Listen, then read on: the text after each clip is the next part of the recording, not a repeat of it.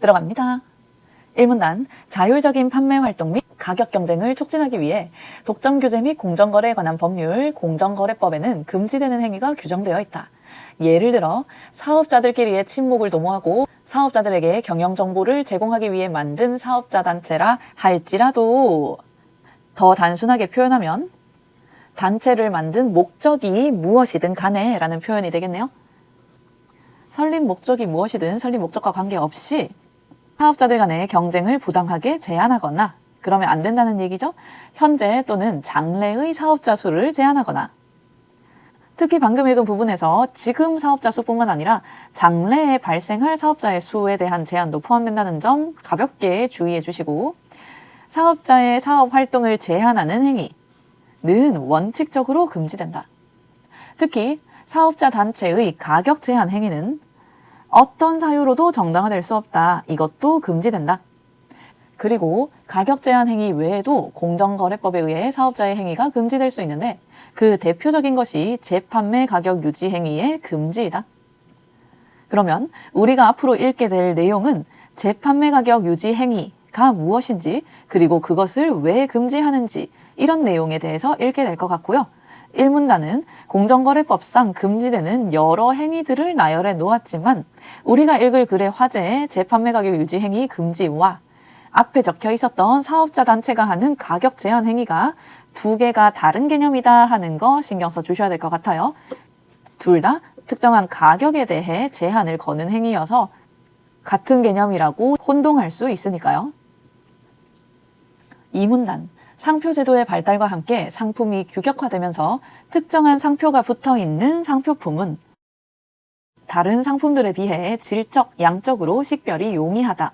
이때 말하는 상표품은 말 그대로 상표가 붙어있는 제품인 거고요. 특정한 상표가 붙어있는 제품에 대해서 다른 상품들보다 질적으로, 양적으로 더 알아보기 쉬워지는 현상, 쉽게 이해하실 수 있을 것 같아요. 여러 가지 노트북 중에 사과 그림이 그려져 있으면, 이런 상표가 붙어 있으면 눈에 띄는 것과 같은 맥락이죠. 여러 가지 다양한 상품을 취급하는 소매업자들은 고객을 유인하기 위한 방법으로 일부 상표품에 대해 낮은 가격을 설정하는 유인 연매를 실시하기도 한다. 말 그대로 고객을 유인하기 위해 염가로 저렴한 가격으로 판매하는 걸 가리키네요.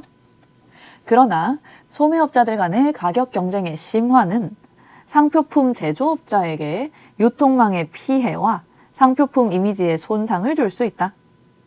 지금부터는 두 가지 신경 써주시면 돼요. 첫 번째, 소매업자와 그 상표품을 만드는 제조업자라는 두 개의 행위자가 존재한다는 점, 그리고 특정한 행위가 왜 이러한 결과를 유발하는지 그거를 최대한 이해하시면서 따라오셔야 합니다.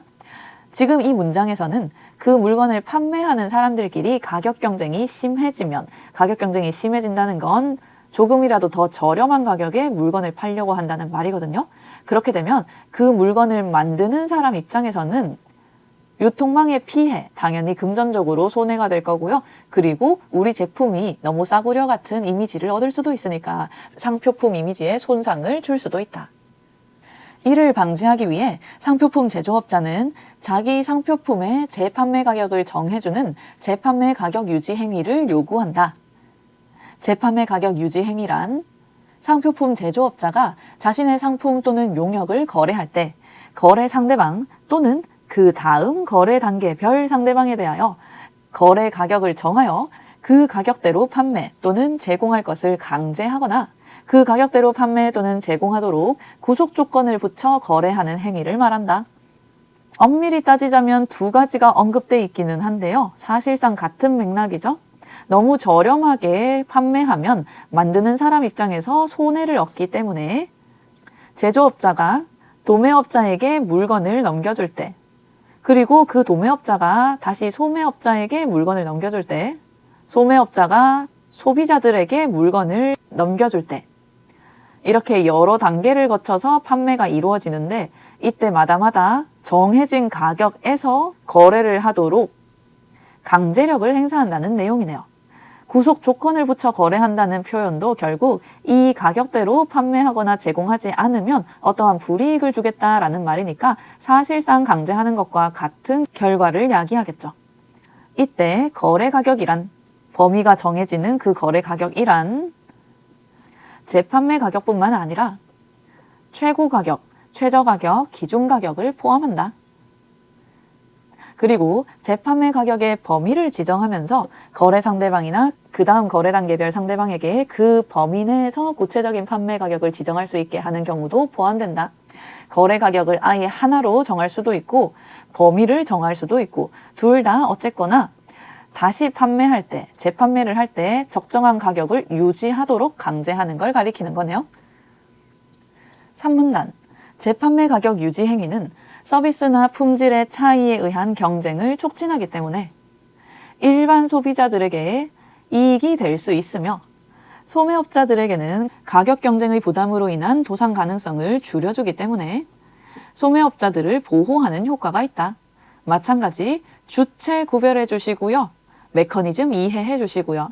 재판매 가격을 유지하는 행위 자체가 판매 가격을 일정 수준 이상으로 떨어지지 않게 만드는 거기 때문에 가격 경쟁을 제한하는 거였잖아요.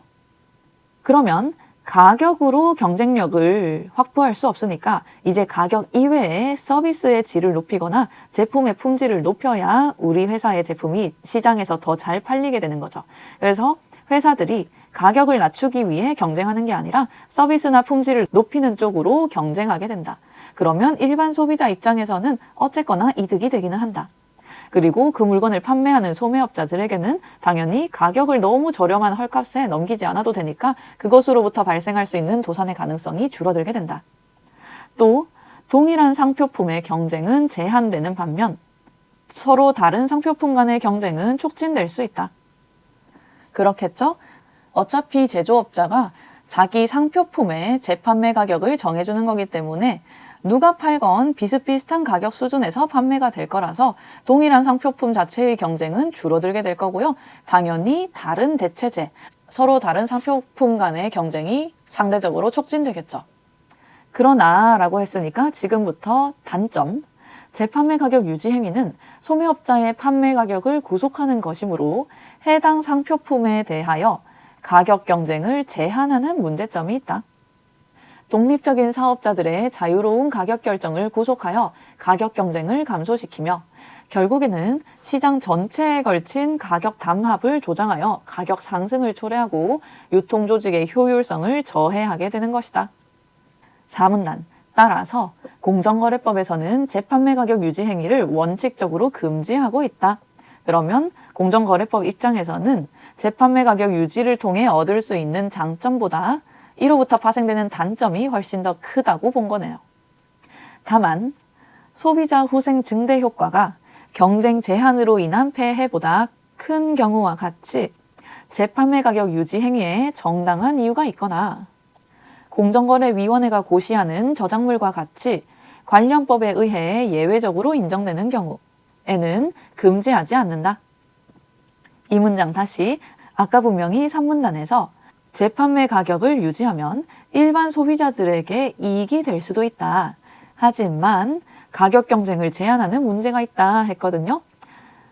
하나의 행위에 대해서 장점도 있고 단점도 있기 때문에 이로부터 파생되는 일반 소비자에 대한 이익이 훨씬 더 큰 경우에는 예외적으로 이러한 행위를 허용해 주기도 한다는 거였고요. 그리고 두 번째가 이제 법에서 정해져 있는 저작물과 같이 예외적으로 인정되는 품목들이 있더라 하는 거였어요. 이는 재판매 가격 유지 행위 일체를 위법하다고 판단하던 종래의 원칙에서 합리의 원칙에 따라 판단하는 것으로 변경된 것이다. 팩트체크만 하세요. 종래에는 옛날에는 무조건 금지, 무조건 위법이라고 생각했었는데 이제는 합리의 원칙에 따라서 그야말로 합리적으로 비용과 이익을 따져보겠다는 거네요. 그러니까 원칙적으로 금지지만 합리적으로 봤을 때 일부 예외적으로 허용을 해주겠다라는 결론이 나오는 거예요. 예를 들어 가격의 상한선을 설정하는 최고 가격제로 소매업자의 이윤을 축소함으로써 소비자에게 이익이 되는 최고 가격 유지 행위는 허용될 수 있다. 이거는 1번 사유에 해당하는 거일 거고요. 그러나 우리가 일상적으로 볼 수 있는 희망 소매 가격은 그 위법성 여부에 대해 따져볼 필요가 있다.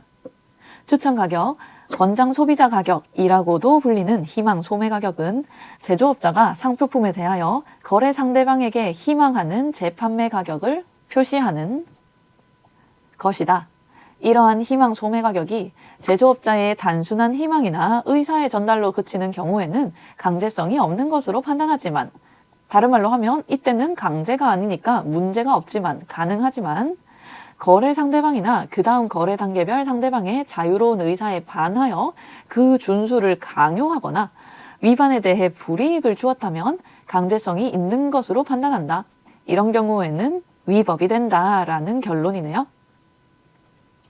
1번 문제, 윗글을 읽고 대답할 수 있는 질문으로 적절하지 않은 것은 틀린 것을 고르셔야 되고, 1번, 소매업자들이 유인연매를 실시하는 목적은 무엇인가? 유인연매에 대한 언급은 이 문단에서 나왔고요.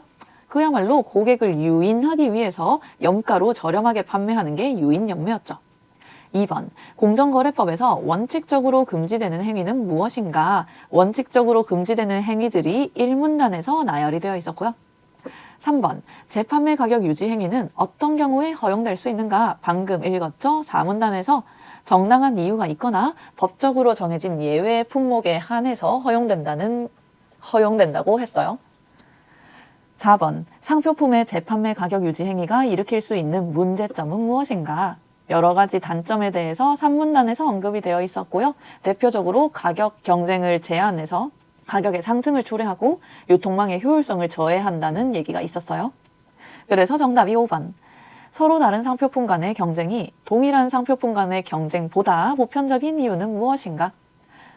재판매 가격 유지를 하면 서로 다른 상표품 간의 경쟁이 촉진되고 동일한 상표품 간의 경쟁이 제한된다라는 말은 있었지만, 그렇다고 해서 앞에 있는 경쟁이 언제나 뒤에 있는 경쟁보다 보편적인 건 아니고요. 이런 언급 자체가 없었기 때문에 지문에서 해답을 찾을 수가 없어요. 2번 문제, 재판매 가격 유지 행위에 관한 설명으로 적절하지 않은 것은 틀린 것을 고르셔야 되고, 1번, 상품 또는 용역을 거래할 때 구속 조건을 붙여 재판매 가격을 지정하는 행위이다. 맞는 말이죠. 단순 강제와 구속 조건을 붙여서 제한하는 거 둘 다 해당 사항이었어요. 2번, 재판매 가격이 높아지는 것을 방지하여 소매업자들의 도상 가능성을 줄일 수 있다. 이해를 잘 해주셨어야 해요. 재판매 가격이 과하게 낮아지는 것을 방지하는 거였죠. 가격 경쟁을 제한하는 거였으니까. 그래서 2번이 틀린 선지. 3번, 서비스나 품질의 차이에 의한 경쟁을 촉진하기 때문에 일반 소비자에게 이익이 될 수 있다라는 내용이 3문단에 있었고요. 4번, 소매업자들 간의 심화된 가격 경쟁으로 인해 발생하는 상표품 제조업자의 피해를 방지할 수 있다. 지문 읽으면서 계속 강조했던 거 주체 구별 잘 해주셔야 되고요. 만약에 소매업자 간의 가격 경쟁이 너무 심화됐으면 상표품 제조업자 입장에서는 유통망의 피해와 상표품 이미지 손상이라는 피해가 발생할 수 있다고 했었으니까 4번도 맞는 말이네요. 5번, 특정한 상표의 상표품 제조업자가 거래 상대방이나 그 다음 거래 단계별 상대방에게 요구하는 행위이다. 재판매 가격 유지 행위에 대한 개념 정의가 있는 이 문단에서 언급돼 있었어요. 3번 문제, 기억에 관해 이해한 내용으로 가장 적절한 것은 맞는 것을 고르셔야 되고, 기억에 대해 이해한 내용이니까 주관식으로 접근해 주셔야 된다 했었죠? 우리가 일상적으로 볼 수 있는 희망 소매 가격은 위법한지 아닌지를 따져볼 필요가 있다 했었고요. 그 뒤에 이어지는 내용이 단순한 희망이나 의사 전달 수준이었으면 문제가 없지만 강요나 위반에 대한 불이익을 통해서 강제성이 부여되면 문제가 생긴다라는 맥락이었거든요. 그걸 감안해서 선지 확인하러 가면 2번이 답이다 하는 거 찾으실 수 있을 것 같아요. 상표품 제조업자가 상표품의 권장 소비자 가격을 표시했더라도 강제성이 없다면 합리의 원칙에 따라서 위법하다고 판단하지 않는 거죠. 강제성이 있는 경우에만 위법해지는 거고요. 나머지 선지 확인해보면 1번, 상표품 제조업자가 요구하는 추천 가격이 소매업자의 이윤을 강제로 축소했다면 소비자에게 불이익이 될 수도 있다고 판단하는군. 추천 가격은 높은 수준에서 결정이 될 거기 때문에 소매업자의 이윤을 강제로 축소하지는 않을 거고요. 그리고 소매업자의 이윤이 축소된다면 그게 소비자에게 불이익이 될 가능성도 낮겠죠. 3번. 소매업자가 임의로 가격을 정하여 희망 소매 가격보다 비싸게 판매할 수 있다면 강제성이 없더라도 합리의 원칙에 따라 위법하다고 판단할 수 있군. 위법성 여부를 강제성을 통해서 판단했기 때문에 강제성이 없으면 위법하다고 판단할 수가 없겠죠. 4번. 강제성이 있더라도 이윤을 추구한다는 점에서 상표품 제조업자와 소매업자가 구분되지 않기 때문에 합리의 원칙에 따라 위법하다고 판단하지 않는군. 어쨌거나 저쨌거나 강제성이 있으면 위법하다라고 판단을 해주셔야 된다는 게 가장 중요한 내용. 물론 중간에 있는 상표품 제조업자와 소매업자가 구분되지 않기 때문에 라는 근거도 정말 이상한 말이고요. 5번. 상표품 제조업자의 단순한 희망이나 의사 전달로 그치는 경우 강제성이 없더라도 공정거래법에 저촉될 수 있기 때문에 합리의 원칙에 따라 위법하다고 판단하겠군. 계속 같은 방식이네요. 강제성이 없으면 위법하다고 판단하지 않을 거예요. 4번 문제.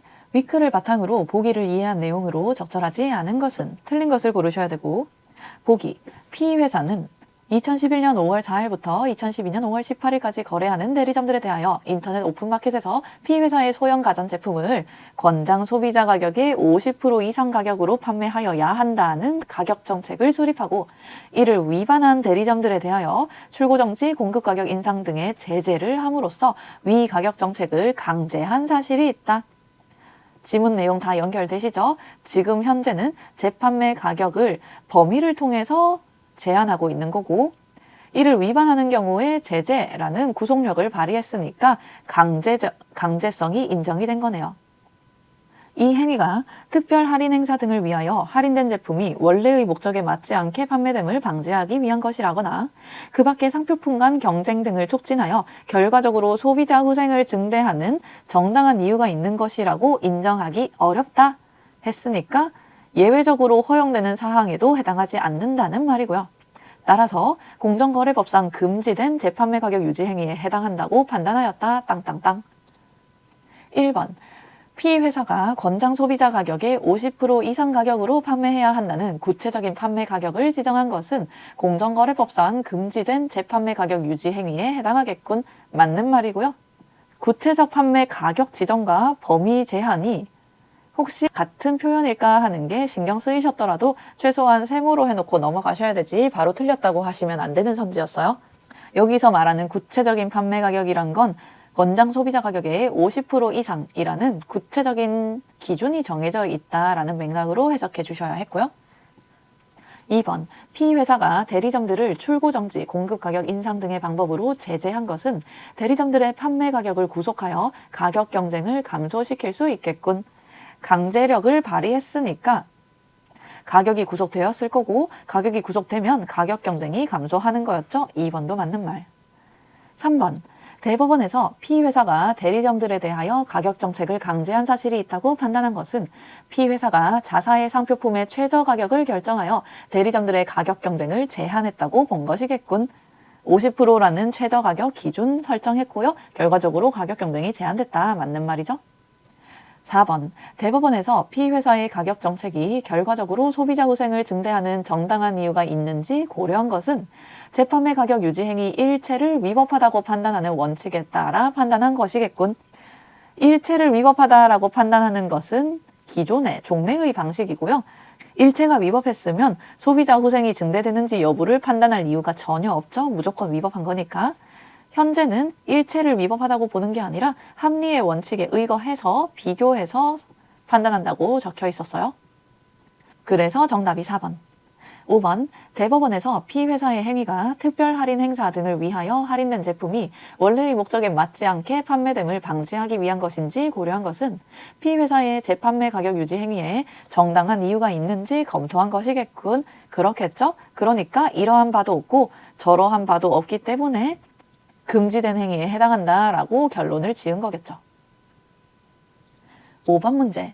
보기를 참고하여 가에 대해 이해한 내용으로 가장 적절한 것은 맞는 것을 고르셔야 되고, 보기. 저작권법에 따라 중앙행정기관의 장과의 협의를 거쳐 공정거래위원회가 고시하는 출판된 저작물이나 전자출판물의 경우 재판매 가격 유지 행위가 허용된다.